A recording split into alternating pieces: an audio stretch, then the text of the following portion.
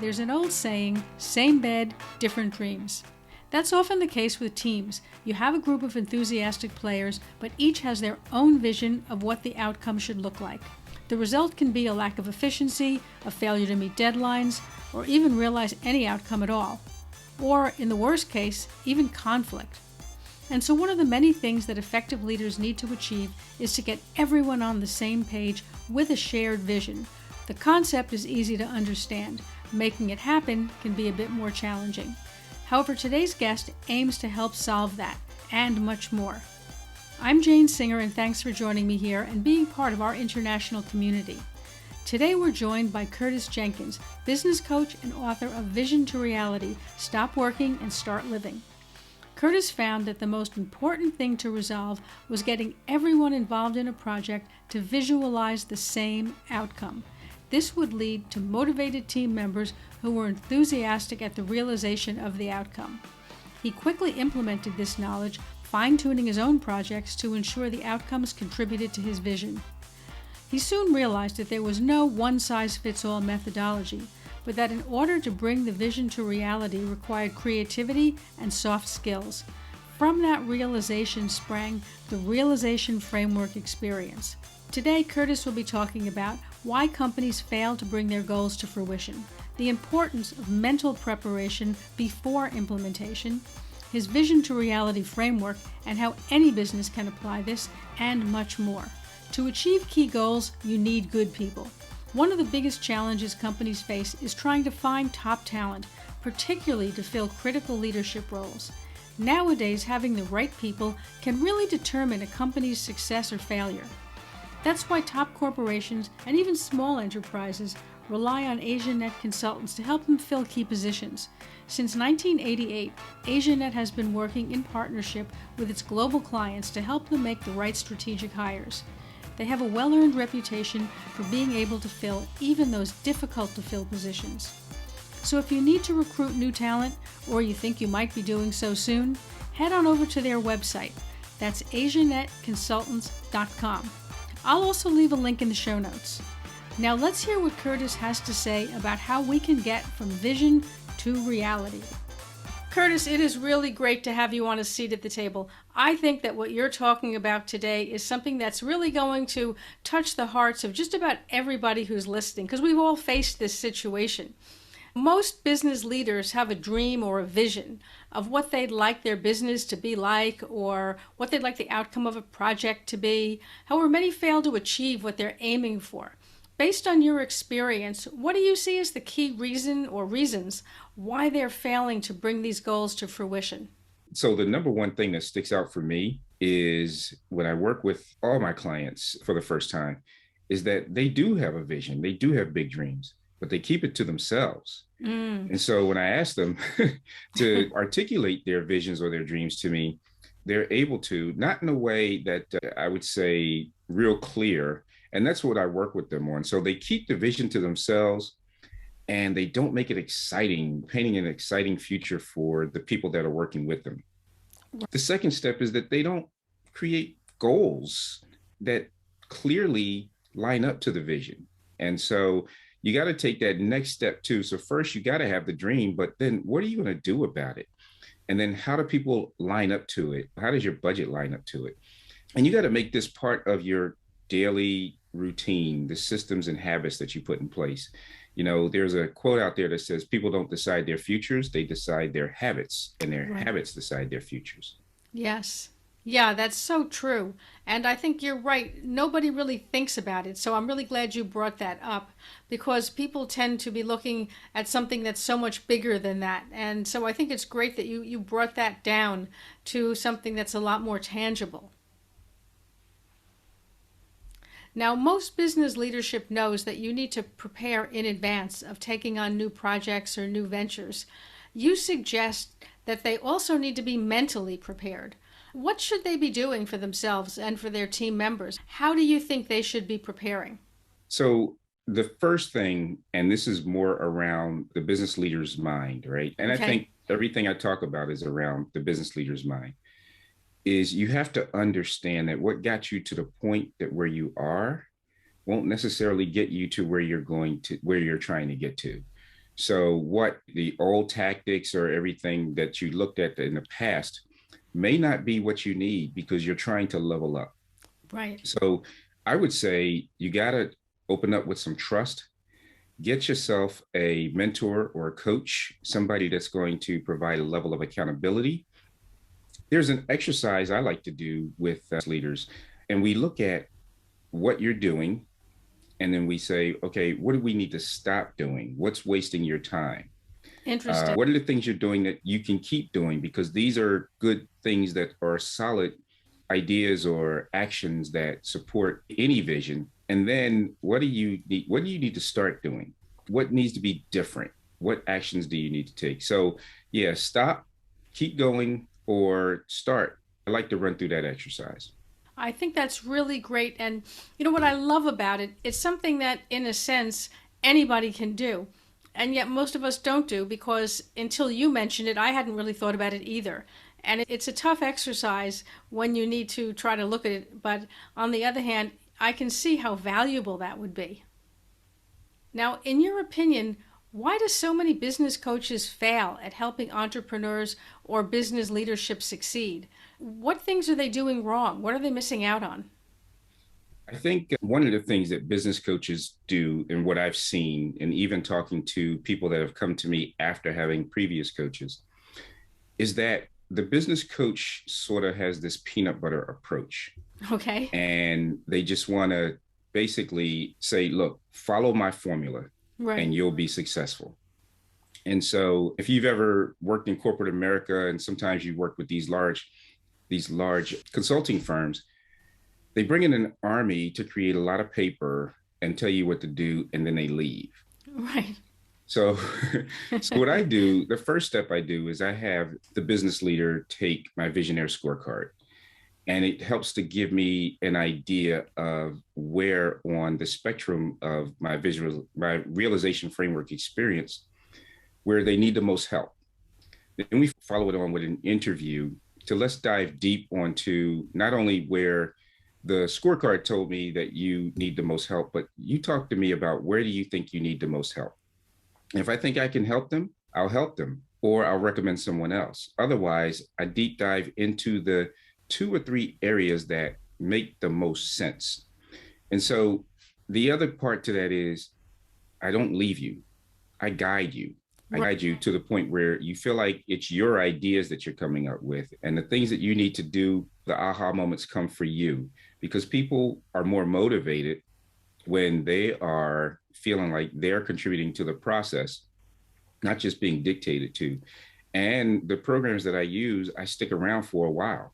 And in some cases, I've even invested in the companies because I believed in the company. So when I say invest in the companies, not just my money, but my network, Right. I open up to people that I know that can help. So I think most business coaches, if they don't take an approach on finding out really what the issue is or issues are, and then determining whether they can help or not, and then guiding, I think if they did those things, they'd be very successful.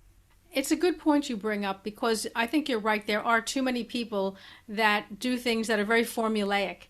And I think it's important that you pointed that out that really, if you are hiring someone to be a coach or a consultant, it should be a lot more customized to what you're doing and the specific Right. challenges you're facing. Now, tell me a little bit about this scorecard that you mentioned. I'm curious about that. Sure. I have what's called a visionaire scorecard. So, first, let me define what I call a visionaire, right? Okay. It's somebody who has an extraordinary life because they took their vision to reality. And it's a play on word, vision and Right. air, right? And so the idea is that as a result of being a visionary, you've taken your business to 7 and 8 figures from where you were. You have more money, you have more time, you have more support. And I mentioned time, but Right. time is such a precious commodity. In fact, that's my currency. That's how I measure things. And so I want to create a movement of visionaires. So their scorecard you can find on my website, www.cljasoc.com. It's about 33 questions, takes about 3 to 5 minutes to complete. And it just asks you questions on the realization framework experience. So it's 5 parts to it around your vision, around your people, around your cash flow, around your planning, and around the portions of realization and accountability. And you take the scorecard, you find out where you are, and the next step you take is to have a consultation with me to say, hey, what can we do to bridge this gap between where you are and where you're trying to go? Right. It sounds like it really is reaching people where they are and trying to Yes. then build that ladder, so to speak, to get them from where they are to where they hope to be. Yes, exactly.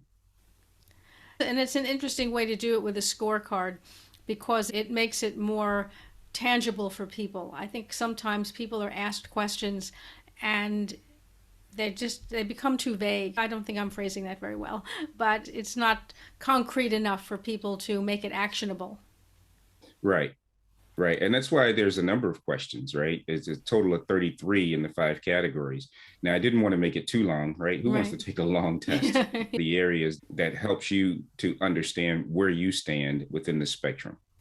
Yes. Now, I just was curious from your point of view as someone who's done a lot of coaching, what should people expect? I think that sometimes people go into a coaching relationship or a consultancy relationship and either they don't know what to expect out of it, so therefore it's very difficult to understand if they're actually getting out of it what they hoped for. What do you think are some misconceptions around that? What are some of the things people should know? It's more about what you should do. And that is first, when you start to identify what your specific issue is and you can articulate that issue, work with the coach to see if they can help you. And I mentioned this earlier, so forgive me for repeating it, but this is so important. Okay. Once you do that, one of the things that I find is that the business owner doesn't see the true value in the coaching, right? So if you have a set of goals that you're trying to accomplish, come with those goals.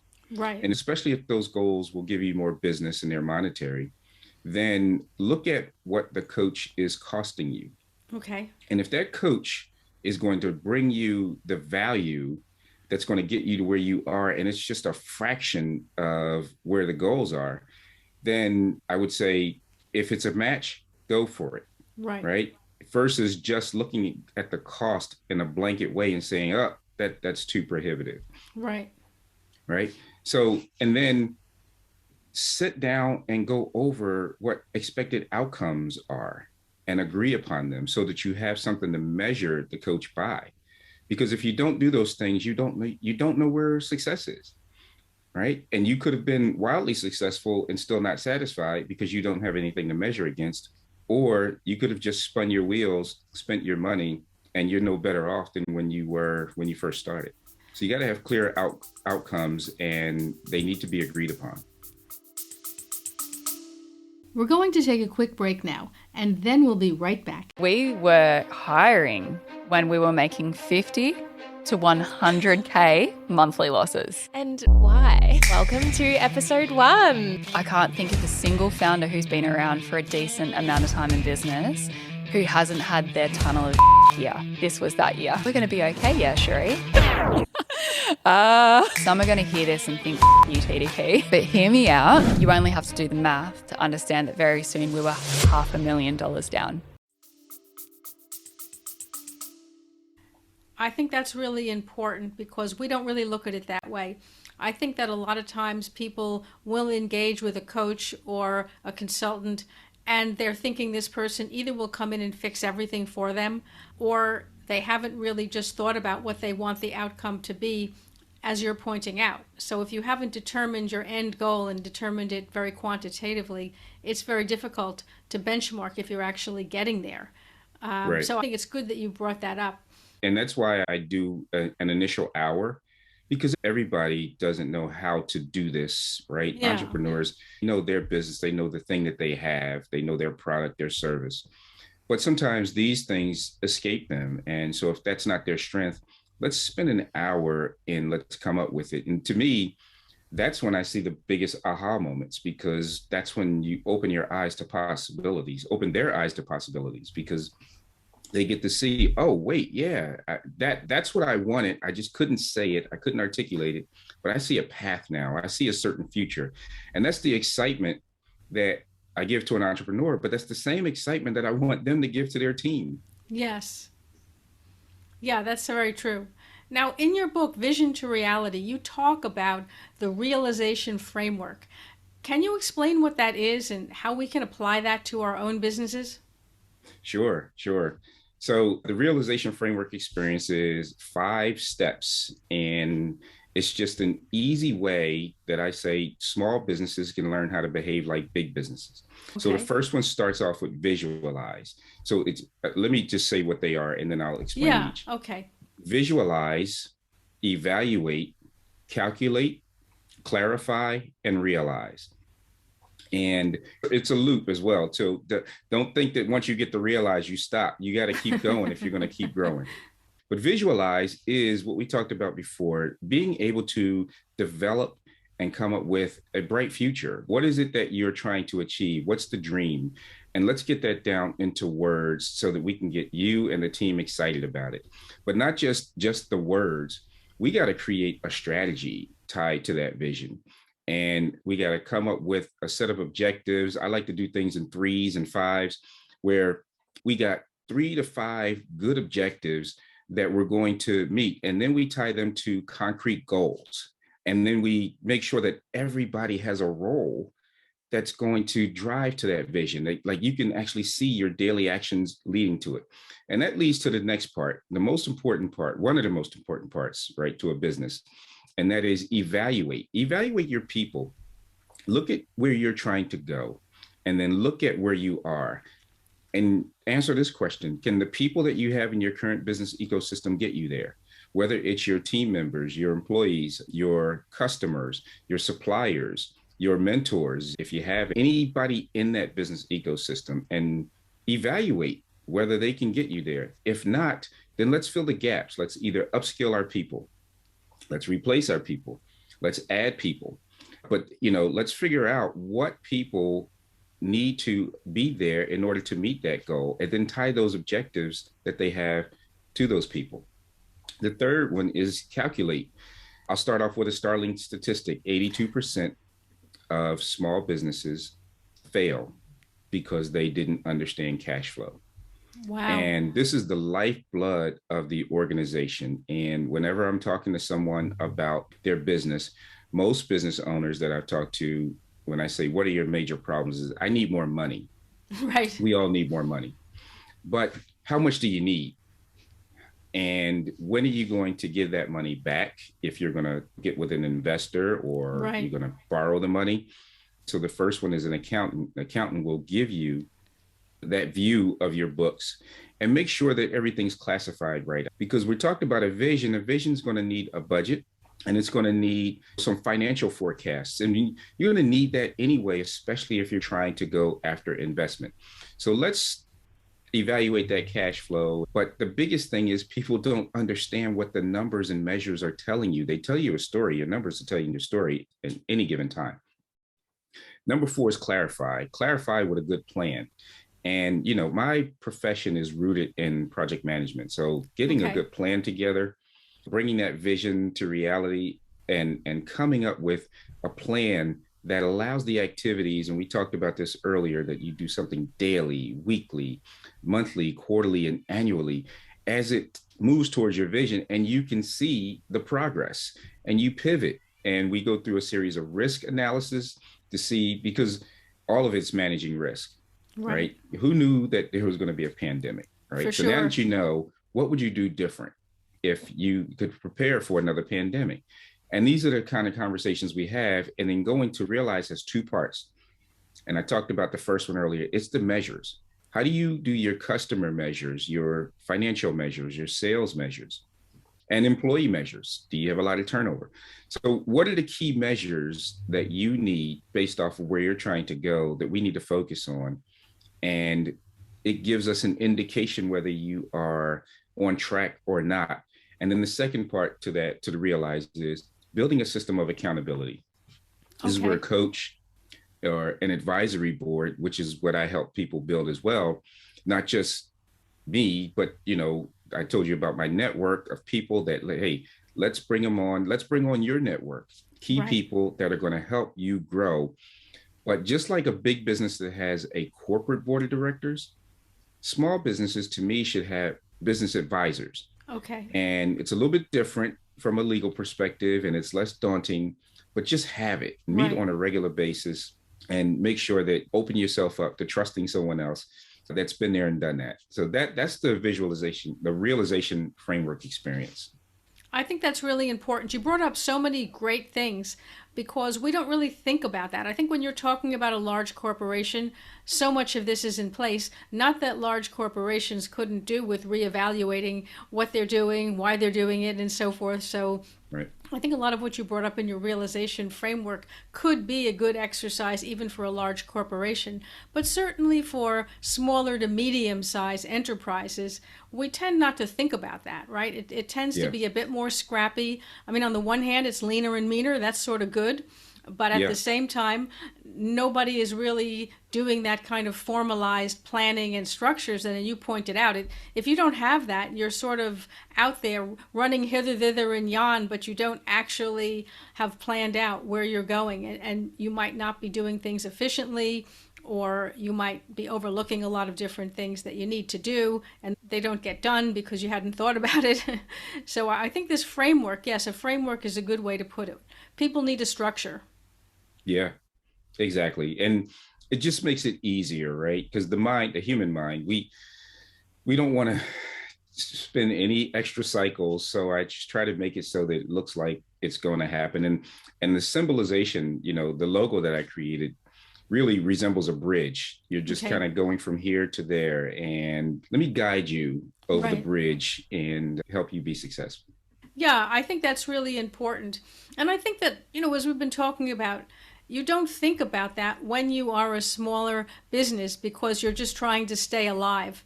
Typically, you're more focused on how do I get to the end of the month or the end of the quarter. Yeah, Whereas a larger company has other things in place, right? They have different kinds of financing, different kinds of safety nets. They have their own problems and pressures too. I'm that's not right. trying to say that they don't. But for a smaller business, it just tends to be more of the hands on stuff, and the planning sort of gets pushed from good idea to, well, we'll do it next week and we'll do it next month. And it's not as structured. So I think that what you're bringing here to our audience and to the table is the concept of putting together, and if I'm understanding you correctly, and correct me if I'm Mhm. misunderstanding, is a structure that's, on the one hand, it gives you that framework, but it's simple enough that you don't end up getting caught in trying to figure it out and then it never gets done and you just become frustrated.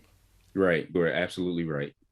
Yeah. Curtis, how do people connect with you? I mean, I think a lot of people would love to get your book. Realization Framework has got to be a tremendous asset for just about anybody who's in business. And I know a lot of people would love to be able to reach out to you. So, where do we find you? Yep. So the first thing, if you want to work with me, go to my website, Okay.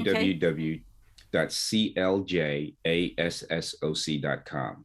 Okay. And from there, you'll find everything. But connect with me professionally on LinkedIn, Curtis L. Jenkins, Okay. socially on Instagram or Facebook at the Curtis Jenkins. Okay. And you can always find my book at Of Amazon.com, course. BarnesandNoble.com, or wherever books are sold. Well, wonderful. I'm going to put all of those links in the show notes so that people will have the exact link. I know a lot of people will be very interested in your book. And I want to thank you so much for joining us here on A Seat at the Table. It's just been a pleasure to have you on the show. Thank you very much, Jane, for having me. And I will just leave you with one more thing. Okay. I have a course coming out, How to Be a Oh, Visionaire. wonderful. And it's going to be an online course that mirrors the book. And you can go through the exercises. So if you aren't able to be coached directly by me, you will have a wonderful resource to do that. And when the online class becomes available, like I said, in less than a week, you'll be able to go through the entire process on your own. And hopefully that'll help before you can get a chance to talk to me. So just wanted to share that with you and your audience. Well, thank you so much. And definitely, I think a lot of people would find that interesting. So you'll be able to find that on Curtis's website as well. Again, I will have all of the links in the show notes so people will be able to have an exact way to find you. And thank you again for joining us. My pleasure. Thanks for having me. I'd also like to thank our sponsor, AsiaNet Consultants. AsiaNet's a specialist in recruiting top talent in Asian markets. Since 1988, AsiaNet has been working in partnership with its global clients to help them make the right strategic hires. They have a well-earned reputation for being able to fill even those difficult-to-fill positions. Learn about how they can help you find the best talent by heading over to their website, asianetconsultants.com. That's asianetconsultants.com. I'll also leave a link in the show notes. Thank you for joining me here on A Seat at the Table. If you enjoyed this episode or learned something from it, I would love to hear about it. If you'd like to support the show, please hit the subscribe button. And if you can take a minute to leave a review on Apple Podcasts or other channels, that would be fabulous. Don't forget to check out our podcast website, seatpodcast.com. That's SEAT podcast.com. If there's something you'd like to share, ideas, suggestions, or comments, please feel free to reach out. I would love to hear from you. Thank you again for joining me and being part of our international community. I'm Jane Singer, and I'll see you in the next podcast episode.